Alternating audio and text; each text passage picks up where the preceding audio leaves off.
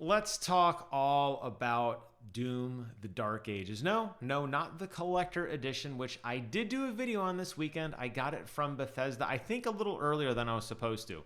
I'm not complaining. And as an update to that, I did actually go back in the packaging and find the cape. And that figure looks amazing. I love it. I'm staring at it every day when I'm playing the game. And I've put in quite a few hours over this weekend, which is why I thought it'd be good to do a video now on my thoughts of the game. I should point out a few things. Number one, I am playing it on PlayStation 5 Pro. And number two, I absolutely despised Doom Eternal for a lot of reasons. And I feel like this is a massive course correction from Bethesda. And I feel like they did everything that the original 2016 Doom did in spades, and they took a lot of the stuff that Doom Eternal did, and they got rid of it. If you want to run around like a monkey and have that fighter jet experience where you're constantly moving and jumping and sliding and grinding and switching to 7,000 weapons to get armor and health and ammo, well, you know what? Doom Eternal is a great game for you in the past. But for everybody else, in the present, Doom the Dark Ages is where it's at. And man, oh man, have they delivered on that game. I have not felt like such a badass in a video game since probably Doom 2016, honestly, if I really had to think about it. The fact that your character, obviously, you know, the silent protagonist, right? And I'm not going to get into any of the story spoilers. I know there's a lot of people going on there leaking stuff, and that's a shame. Not that you're playing Doom for the story so much, although it is actually an okay story, considering it's a mindless first-person shooter where you're just ripping apart the legions of hell. But the story actually injects some levity, believe it or not. It actually has some consequence to it, and there's other characters you meet, and they have dialogue, and there's a villain that is a named villain that you're going to kind of work through some of his diabolical schemes before, you know, getting into it with him, right? It's fun. But what I think Doom the Dark Ages does so well is it basically puts an enemy threat in front of you, and it gives you the arsenal to destroy it in a very non-linear way. And that's not to say that the level design is all over the place. But what I mean is, unlike Doom Eternal, where you're constantly sliding around and moving and jumping, in Doom the Dark Ages, you see an enemy, you walk towards the enemy. You don't have to tap dance around anything. You don't have to jump and flip and do cartwheels. You pull out your shield, you walk forward, and you destroy them. And it feels so good. And you'll do it again and again and again. And standing toe-to-toe with an enemy in a Doom game is a very, very different experience. And no, this isn't like the Dark Souls era where you have to time your stamina and you have to do, you know, lots of like potions and spells and buffs. No, none of that. You're going to just walk forward and you're just going to kick ass, and it's going to feel freaking amazing. The shield is single-handedly one of the coolest ideas in a first-person shooter ever. Maybe second to the infamous grappling hook, right? We've seen a lot of grappling hooks in this era. But the idea of a shield and the ability to block attacks and the ability to dive into combat and throw the shield that allows you to open up multiple weapon combos is amazing. So one of the very early upgrades you're going to get is you're going to be able to throw your shield into a guy, and the shield has buzzsaw blades on it, and it's basically like the Lancer from Gears of War, and it's going to rev up in their body as they're like standing there like getting like, right? While that's happening, depending on which weapon you use, you might be able to shoot into that enemy and cause your bullets to fly out in other directions and to hit other enemies.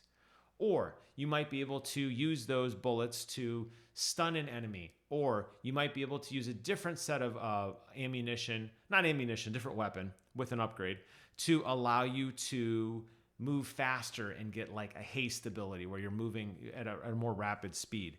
Just a very small idea of some of the combat that opens up to the game. But you hear the one thing I didn't mention? I didn't mention jumping around and diving around. As a matter of fact, you're going to be chasing bullets because this game introduces a parry system. And if you use the shield at just the right time, and by the way, the parry system is entirely green. Every bullet you need to parry, every attack, every anything will be bright green. Super, super easy for you to look into and defend against.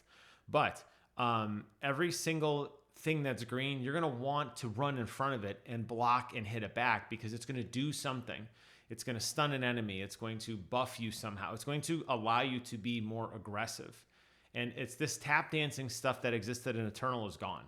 This is the toughest, strongest, meanest, most aggressive Doom Slayer I think we've played with ever.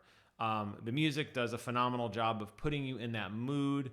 Like I said, the combat is up close and visceral, and you're going to feel every single shot and shield bash and mutilation and uppercut and zombie stomp and every cool thing that exists. And I love the game for that, because it really does feel very different than some of the previous entries.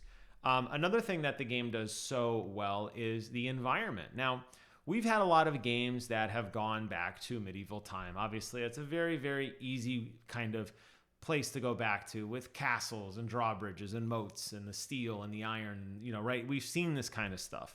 But never have we seen it in this way.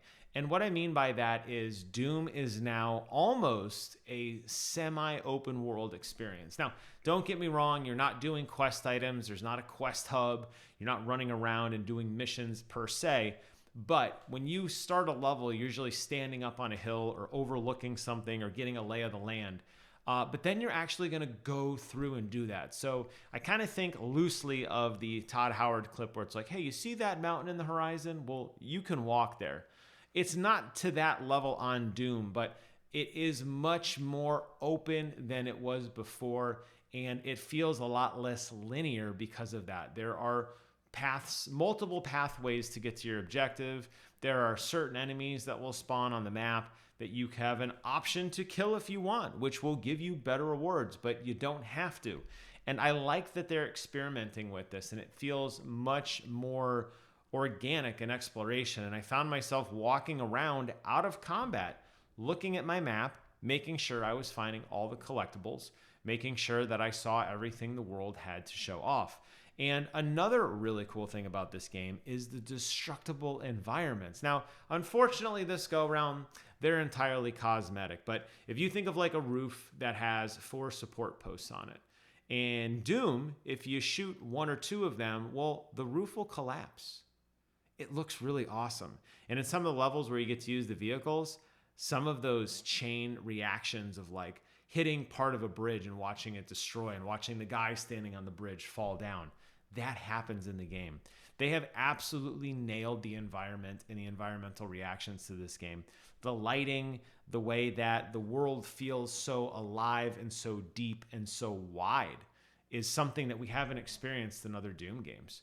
And you're going to find that there are navigating corridors and hallways and open vistas and tunnels and secret areas that will keep you engaged. It's not just a corridor shooter. It's not just a jump around and glide and do the climbing thing 300 times in a row. There's actually a lot of depth to what's going on. There's platforming and light puzzle solving. Again, stuff we aren't really used to seeing in previous Doom experiences. So I feel like this game absolutely nails it across those fronts. You have that rich environment that has consequence to what you're doing. The combat is in your face and visceral. You don't have to shy away. You don't have to dodge around. You're basically like looking at an enemy and like mowing them down systematically. And it feels incredible. There are tons of weapons. I haven't even unlocked all of them yet, but you keep getting them. It is a drip feed of weapons, which is great. It keeps things fresh and fun. The upgrade system works similar to other Doom games where there are gold items that you have to collect and you can cash in that gold at certain upgrade stations. But there's also other currency now too. Some currency you can only get by defeating harder enemies or really taking your time to explore all the nooks and crannies of each map.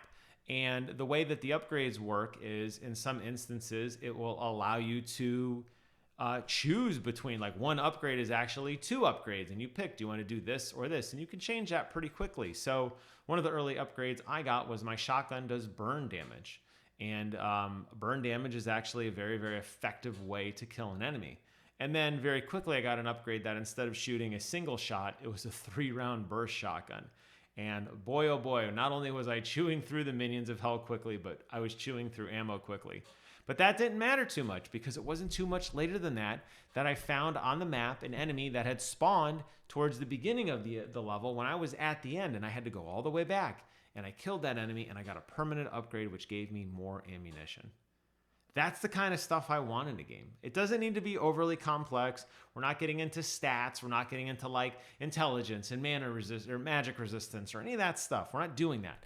But we're playing a game where there are some nice upgrades that make you feel as if you are progressing. The badass that you start with at the beginning of the game will not be the badass you're playing with at level 7, level 8, level 9, because you're going to have a lot more power and you're going to have more moves and you're going to have more weapons, and it feels like you are continuing to evolve and grow, and I love that.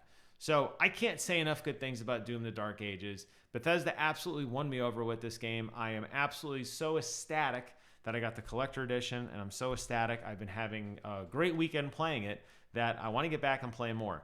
The one thing I will close with, the disc, I am not a fan of this. I was ranting and raving in my collector edition review that the disc is great for collectors because I don't want to have to rely on servers.